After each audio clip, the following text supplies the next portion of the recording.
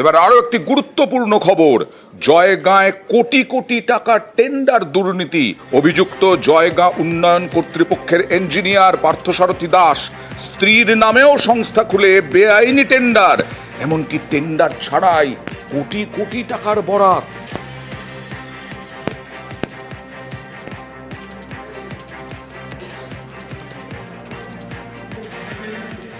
আর সরাসরি চলে যাবো এই নিয়ে বিস্তারিত জানবো প্রতিনিধি রাজকুমারের সঙ্গে। রাজকুমার, কি করে এই ইঞ্জিনিয়ার এত কোটি কোটি টাকার দুর্নীতি করলেন? আরো তো ওপরে অনেক মাথা রয়েছেন।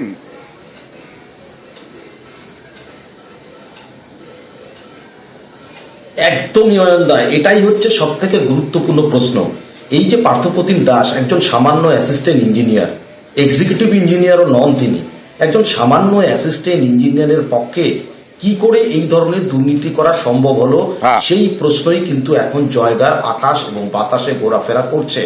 তার কারণ হচ্ছে এই ইঞ্জিনিয়ারের বিরুদ্ধে অভিযোগ যে তিনি কাজ না করেই টাকা তুলে নিয়েছেন, নিজের স্ত্রীর নামে ভুয়ো টেন্ডার ডেকে বরাত দিয়ে দিয়েছেন, যেখানে কাজ হয়নি সেই টাকা উঠে গেছে অন্যান্য জায়গায়, এবং একটি দুটি নয় 28টি ফাইল তিনি লোপাট করে দিয়েছেন।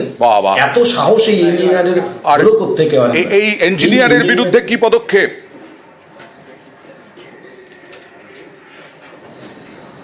দেখো, আমরা এই ইঞ্জিনিয়ার কিন্তু আদালতের দ্বারস্থ হয়েছিলেন এবং আজকে কলকাতা হাইকোর্টের যে জলপাইগুড়ি সার্কিট বেঞ্চ এই যে আগাম জামিনের আবেদন করেছিলেন এই ইঞ্জিনিয়ার, সেই আবেদন খারিজ করে দিয়েছে। তার মানে যথেষ্ট বিপদে পড়তেই হবে এই ইঞ্জিনিয়ারকে। অ্যান্টিসিডারি বেল ওটা প্রেয়ার করেছিল assistant engineer Jaigaon development authority Parthasarathi Das, তা ওটা রিজেক্ট হয়েছে। কমপ্লেন ছিল মিস অ্যাপ্রোপ্রিয়েশন অফ ফান্ড, তারপর টেন্ডার গুলো যেগুলো থাকে প্রপার প্রসিডিংস না করে বেনামি টেন্ডার, নিজের ওয়াইফের নামে টেন্ডার করা, 5 lakh something mosquito net purchase, ওটা নিজের ওয়াইফকেও উনি ইয়ে করেছেন। Lots of allegations is there. এইটা 35 লাখ সামথিং এর একটা ইয়ে আছে। আমরা কোর্টকে স্যাটিসফাই করেছি ইনভেস্টিগেশনের যা পার্ট আছে সেগুলোতে, এবং ওনার হাই ইনভলভমেন্ট পাওয়া গেছে।